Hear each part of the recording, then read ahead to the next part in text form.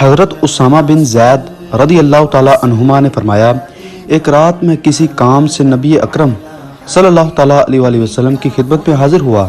آپ صلی اللہ تعالیٰ علیہ وآلہ وسلم تشریف لائے تو کسی کو گود میں لیے ہوئے تھے۔ کام سے فراغت کے بعد میں نے عرض کی، آپ کی گود میں کیا ہے؟ آپ نے فرمایا، یہ دونوں میرے بیٹے اور میرے نواسے ہیں۔ پھر بارگاہ الہی میں عرض کی، اے اللہ، یہ دونوں مجھے محبوب ہیں، تو ان سے محبت فرما اور ان کے چاہنے والوں سے بھی محبت فرما۔ حدیث مبارک میں جتنی جوانوں کے سردار حسنین کریمین رضی اللہ تعالیٰ عنہما کی عظمت اور بارگاہ الہی و بارگاہ نبوی میں محبوبیت و مقبولیت کا بیان ہے، نیز ان شہزادوں سے سچی محبت کرنے والوں کے لیے دعائے نبوی ہے۔ صورت میں عظیم بشارت ہے کہ ان کی محبت محبوب خدا بننے کا ذریعہ ہے۔